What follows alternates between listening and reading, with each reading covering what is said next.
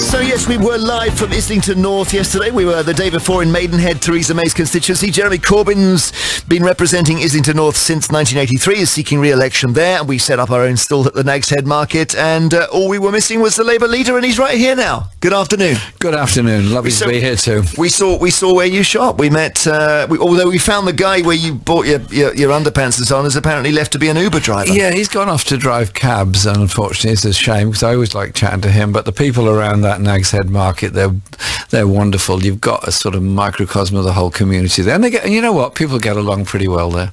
Now, we have got the Conservative manifesto coming out today, or I think Theresa May described it as my own manifesto. Let me just ask you about some points in it, because this creates some really interesting points of difference with Labour. The Conservatives say that well-off pensioners should lose their winter fuel payments. Do you not agree with that? No, I don't, because I think a universal payment makes sure that everybody gets it, and obviously wealthy pensioners pay tax on their incomes anyway, so it seems to me a principle that we make sure every household that has older people in it gets the winter fuel allowance. Because it just seems a fairer way of doing things. Yeah, well, but it's always Conservatives who make the argument that, oh, well, Mick Jagger's paid the tax, so he should get a winter fuel allowance. I thought you were supposed to be arguing that Mick Jagger shouldn't get it. Well, Mick Jagger pays a lot of tax, and I'm sure Mick Jagger, being Mick Jagger, is very happy to pay a lot of tax, because I'm sure from his music and everything he said, he actually would like to see a more fair and just society. We think it's better to have the principle that you have universal health service, you have universal support for older people, and then those that clearly can well afford to pay more tax do pay more tax. But you will get it yourself. You may even be eligible for it now. I think you are. So don't you feel when that cheque from the government hits the doorstep, you know, that's a waste of taxpayer money? It would be more expensive probably to bring in, or very expensive to bring in, a means test for it, and I think it's better we deal with these issues through taxation, and that seems to me a fairer way of doing things. Okay, the other big thing, and maybe the headline from the Conservative manifesto, is about social care. By the way, the Conservatives never said on the winter fuel allowance at what point they would say people are no longer eligible. We don't know. That's left hanging in the air. Well, yeah, but we're assuming Mick Jagger probably wouldn't get it. Or maybe even richer than him, you think? I think Mick Jagger's pretty well off. From what I understand, he's doing all right. The social care issue is the biggest, arguably, non-Brexit issue of our time. Yes. So they now have some concrete suggestions in it, which is that you're going to have to pay your own costs in a home or in your own home until you get to £100,000 left, and then the state takes over. Good idea or not? Very, very bad idea. Social care costs can be enormous. They can be as much as $50,000 a year for somebody to be looked after in a care home. We have 1 million people who are not getting the social care that they need, are often in a desperate situation. We have people unable to leave hospital, often frail elderly, because they haven't got a social care package available for them because their local authorities had its budget cut so much. And we have adults with learning difficulties or with multiple disabilities or extreme needs who do not get the support they need. And you know what happens? Somebody in the family has to give up their job, give up their career in order to look after them, and it's nearly always women. But isn't this policy the answer to that? And which is to say, look, if you have a house, essentially we're going to take it off the value of your own house. Well, it's actually a tax on dementia. It's a tax on people that have got extreme needs, and I think we as a society should extend the principle of the National Health Service, that we want to make sure we actually care for everybody. The government has actually cut $4.5 billion from social care over the past 7 years, and the money they put back in gets nowhere near meeting the needs of social care budgets across the country. So under Labour, you would say to every citizen, you will be cared for, whether at home, whether in a hospital. You won't have to sell your house. The state will do it. Is that right? What we're going to do first off is plug the gaps in the system by urgently putting money straight into the system to ensure that there aren't the backups in hospitals. There aren't 1 million people without social care. We will then increase the provision of social care across the whole country, and ensure that we don't have this kind of miserable crisis that so many families are facing at the present time. And if you start taking it off the value of people's homes, it doesn't take very long. If you take an average house price across the whole country of somewhere around 280, 300,000 or so, it doesn't take very long for that to disappear. And if somebody with dementia can actually live a very long time with dementia and need that support and that care. Understood, but I thought the starting point for all of you is that the state can't do it because the state hasn't got the money. The state can't do it all straight away. The state cannot do it all. But what we're saying is that the present system is inadequate and not working, and there is a crisis, and that crisis is made worse by the way the government has treated social care over the past 7 years. Right. One more thing on the Conservative manifesto, again a point of difference with Labour. They are doing stuff that's going to upset pensioners. They're taking away the triple lock on the state pension, and it becomes a double lock. So it used to be your pensions would rise by average earnings, inflation, or 2.5%, whichever is greatest. 2.5% now comes out of it. Why didn't you do that yourself?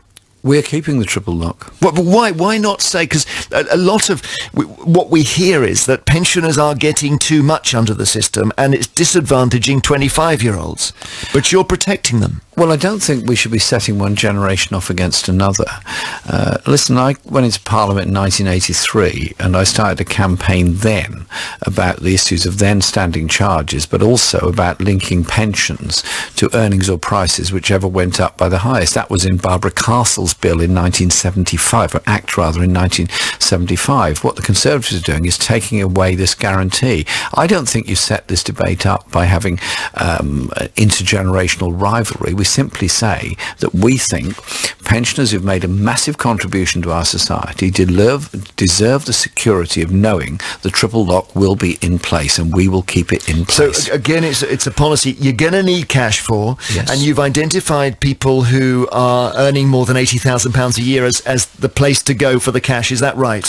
We're saying that 95% of the population will not have any increase in tax, VAT or national insurance. What we are saying is that we'll put corporate taxation up to 26% by the end of our first term in office, and that will indeed be still lower than it was in 2010, because there's been a whole process of cutting corporate taxation under the Coalition and the Conservative governments, and we believe that is the right direction in which to go. But there's also the question of defending other gains that pensioners have made, such as bus passes, and compensating what's known as the WASPy women, those that had a completely unfair treatment as the pension as the retirement age rose, and we will keep it at 66. But I'm going back to those people earning, let's say, 80,000, and there will be people in the audience who earn that much. Can you just explain to them why they should pay more tax, more income tax? Well, if you're earning at the very top end, I think it is reasonable that you make a slightly larger contribution to our society's needs. What we've said is the majority of the funds we want will come from corporate taxation and will come from dealing with issues of tax evasion and placing profits in convenient tax regimes where very little tax is paid. We will look at all of those things, but surely we have to look at this in the issues of how we treat people. Under the last Labour government, 1 million pensioners came out of poverty. Under the Coalition government, 400,000 have gone into poverty because of the cuts in services and the combination of all the other cuts. So why are you setting it at 80,000? What is it about that figure? Well, we're saying that 95% will not have an increase of any sort, and I think that's a reasonable area to look at. We are not saying what the increase is going to be in income tax at that rate, except that we will increase the top rate. Oh, I thought you were saying you were putting it up to 45 pence. Yes, indeed. Right. But I'm not saying how much they're going to actually have to pay straight away. We'll put it up during the Parliament. Oh, I see. Okay. Well, but I'm just thinking about the Nag's Head market where I was yesterday, and those stall holders. I'm guessing they probably don't earn £80,000 a year. You would know better than me. I'd be very surprised if anybody in the Nag's Head market gets 80,000. But here's the thing. They're entrepreneurs. They're aspirational, and one day they want to. So the idea that this 95% all want the tax raised on the 5% isn't true at all, is it? I think it is true that people want to live in a society under Britain that is fairer. They recognise the needs of our education system. They recognise the needs of our NHS. And I think also people recognise that we cannot go on being a society that cuts corporate taxation, limits the tax rates on the very wealthiest within our society, and sees our public services crumble. We want to be a society that cares and looks after people, but also a society that invests for the future. So we have an economy that works for all through investment. Right, and that is the fundamentals of our manifesto. There's two fundamental parts to it: good quality public services and an expanding economy. Isn't it anti-aspirational to threaten people who earn more than 80,000? Because, you know, John Sainsbury apparently was one of those Islington stallholders in the 1860s, and he might have looked at your policies and said, well, there's no point in founding a supermarket, because I'm going to be, as Dennis Healey said, taxed until the pipsqueak. We're nowhere near the levels of taxation that were charged in the United States, all across Europe, or in Britain from the end of the Second World War to the 70s or 80s. We're way below all of that. Absolutely long way below all of that. You don't think about taxing assets instead of work. You know, let people work and earn. Tax people on land. Tax them on their jewellery or their paintings. That gets... The super rich aren't even having an income, are they, from a job? Well, there are other areas you can look at in taxation. On land value tax, that is being looked at. You can look at, obviously, assets like artworks and so on. But I do think we have to be clear with people what we're going to do, and that we're being honest about this and in this election. But I tell you, as John Sainsbury and anybody else using the Nag's Head market as a starting point for their careers, and good luck to them all. I know people in the market extremely well. They also need the National Health Service. They also have children that are going to local schools. They also have elderly parents who need care. And you know what? We had our manifesto launch in Bradford. A man spoke, lovely guy, who runs his own business, employs 40 people. At one level is doing very well, and he's a very good employer and doing a good job. He has 2 autistic children who need a lot of help and support. He himself has been through terrible stress and suffered mental health conditions as a result of it, which he's now thankfully got through and is doing well. He supports what we're saying, because he says we do need public services that work for everybody, including him. Right. On one thing, lots and lots of people, many listeners agree, which is that there's somehow the big international companies are in a kind of, they almost operate from space. They don't have a postcode. So Google, Starbucks, Facebook, eBay, Amazon are able to say, oh, we don't operate here. We're not based here. And they're based somewhere, and we don't even know where it is. Yeah. Are you any closer to making them pay their share? Absolutely. We're going to be extremely assiduous, tough, and laser-like focus on this, because if you're making money in our economy in Britain, selling coffee, selling bread, selling clothes, selling whatever you're selling, you're making money here. Fine.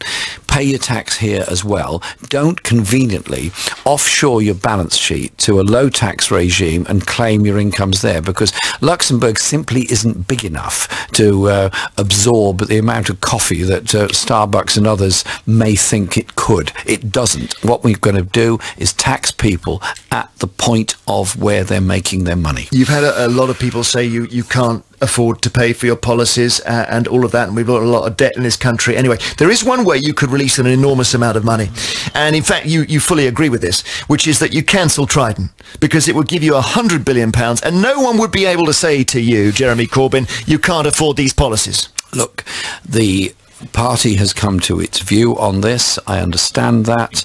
The party has come to the general view on that, and so I am looking at the economy as a whole, how it would grow under Labour. I'm looking at the taxation system we have at the present time, and I'm looking at the levels of social injustice, inequality, loneliness and isolation that exist within our society. You know what, that is, in all the times I've interviewed you, that's the first time you've ever evaded a question. So you actually did not answer my Trident question. Let me try again.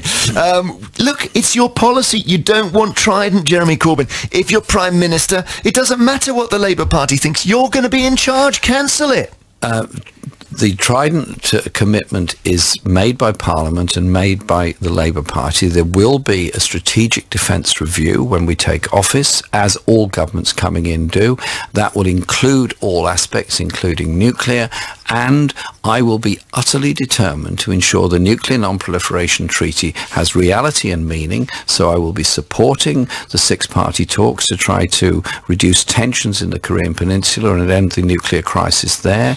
I will be supporting President Obama's view of a worldwide nuclear ban, and I will work very, very hard to bring about a nuclear-free world, and will make a contribution to it. And I will be appointing a Minister for Peace and Disarmament within the Foreign Office and Ministry of Defence to bring that about as a reality, because this is a serious issue. But the other issue of our security is actually cyber security as well, where the government has not invested anything like what's necessary, as we saw with the attacks on our NHS last Friday. Okay, understood. But the £100 billion if you cancel Trident, and I'm just thinking, as that if someone's listening and they're thinking, do I vote Labour? Can they read between the lines here that if you become Prime Minister, you're going to cancel it? No, they can read between the lines that I am utterly determined to carry out the manifesto I have in my hand in front of me here, and that I will want to lead a government that will do everything it can to bring about a peaceful nuclear-free world through international agreement, through the Nuclear Non-Proliferation Treaty. All right.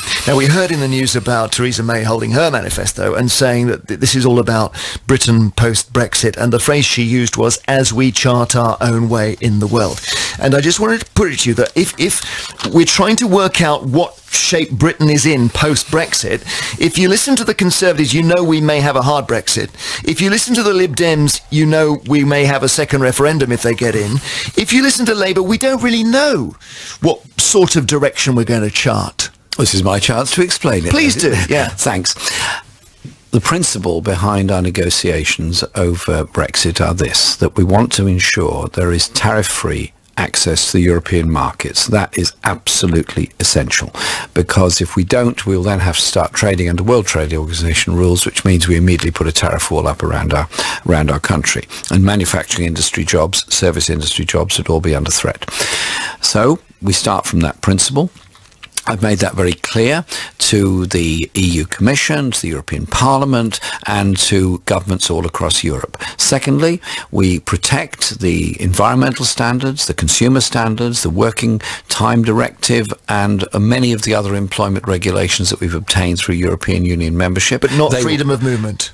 Freedom of movement, I'll come to that in a moment, but it clearly ends when we leave the European Union. Right. And also, we will legislate immediately, unilaterally, to guarantee the rights of EU nationals living in Britain who have families here, they have families in other countries, and it would be very, very unfair and unkind on them to do anything other than that. And I've asked by letter to every European Socialist Party that obviously they're all represented in parliaments and many in government, would they do the same for British nationals all across Europe as an equivalence of what we're doing here. It's not a negotiation saying we will only do it if you do it. I'm saying we would do it straight away. All right. So Britain outside the European Union would have a close trading relationship with Europe. It cannot be anything but that. Otherwise, what happens to Nissan in Sunderland, what happens to Airbus, what happens to BMW, what happens to Rolls-Royce, all those companies that have a heavy trading relationship with Europe.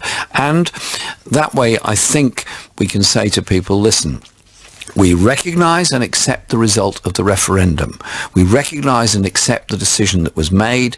We want to ensure we have a proper, decent relationship with Europe in the future. Okay, and I listened very closely, and thank you for that exhaustive explanation. However, there is a bit of a problem, which is that you've gone to a position where, reflecting the Brexit referendum, you've said you understand, you've just said it again, that freedom of movement is at an end in terms of Britain and the EU. Now, if we say that, we know their response, because they say, well, you can't have freedom of movement of goods, but not freedom of movement of people. So all this stuff about tariff-free access and so on goes out the window. And we get into a very sticky bit of trench warfare, which goes on for 2 years. And maybe at the end of it, there's no deal. Well, what then? We work flat out to get a deal. It's in everybody's interest. I don't think anybody in Europe or anywhere else is going to want chaos in 2019. They might want to make an example of us. It's politics. Well, I know it's politics, but it is also there's mutual interests all around. There are families that live on both sides of the channel. There are businesses that trade on both sides of the channel, and there is a need to have an approach to these negotiations which doesn't start on the basis, look, if you don't do business with us, we're going to cut corporation tax to the lowest level anywhere in Europe, destroy our own public services and damage your economies in the process. We're not threatening Europe. We're saying we'll work with Europe, and that we will have managed migration in the future, because without that we'd have real problems in our National Health Service, real problems in our industries and universities. And by the way, I'm also very keen to protect the position of our academic institutions and universities and the Erasmus scheme, to make sure that our universities have good relations with their colleagues across Europe, and students get the chance to travel across Europe. Listening to that again, I mean, so this is complicated, and therefore I appreciate your answers had to be quite long. But listening to all that, it sounds to me like if we can't get a deal, you will want to revisit the issue of leaving. We may not leave if you're Prime Minister. We've accepted the decision of the referendum. The wish of the people is that. And I've travelled all around this country. I represent a constituency that voted heavily Remain. I travel to areas and speak to a lot of people who represent areas that are heavily Leave. But do you know what they're united about? They're united about wanting an expanding economy, wanting to keep jobs, wanting to get new high-tech, high-skilled jobs in areas that have been left behind ever since the end of the coal industry. Those areas need support. And those young people and those communities need the investment that a Labour government will bring for them. All right. Just talking about you, Jeremy Corbyn, in the Nags Head market yesterday, I mean, your manner, there's lots of warmth for you. People who meet you say you're very hardworking. You're surrounded a bit in a bubble in this campaign. You get a lot of warmth on the streets. But then there's polling that just suggests that more broadly people don't see you as Prime Minister. They don't see you as a strong enough leader. And they note as well the trouble you've had with your own MPs. Won't that sink you in this campaign? Not at all. I was nominated to lead this party in 2015, and I contested the leadership election and was elected. And as everybody knows, there was a new leadership election held a year later, and I was elected with an even larger majority, with even more people taking part in that election campaign. I recognise there's an enormous responsibility attached to that. We've produced this manifesto for the many, not the few, which I think reflects the collective aspirations of people in this country who want to see things done differently. I am a person that's been in Parliament a long time. I believe that leadership comes from listening to people. Leadership comes from understanding the diversity of our country, the diversity of opinion, and trying to gain agreement around a consensus of good quality employment, good quality public services, and an expanding economy. It also comes from a long time of experience in understanding the stresses and strains that people have in their everyday lives. Islington might be seen as wealthy, middle class, cut off from the rest of the world. In reality, 40% of the children I represent in my constituency are living in poverty. In reality, those social injustices are there just as much as in other places. It might have a different label to it. And as a country, we've got to come together. We've come together after the war to set up the National Health Service and set up the welfare state. We've got to come together and not divide ourselves. And we have a grotesquely divided society. Nobody's happy seeing people homeless. Nobody's happy seeing food banks. Surely we as a country can do better by investment. Thank you very much indeed. Jeremy Corbyn, leader of the Labour Party, speaking live on Radio 2. Jeremy, can I give you a gift? Oh yeah, do. What is that? It's called... Well, that's the manifesto. It's for the many, not the few, and it says, "From Jeremy to Jeremy, all the best, Jeremy." I'll take that with pleasure. Thank you very much. A little gift for you. I hope you enjoy it. Thank you so much. Thanks for coming in.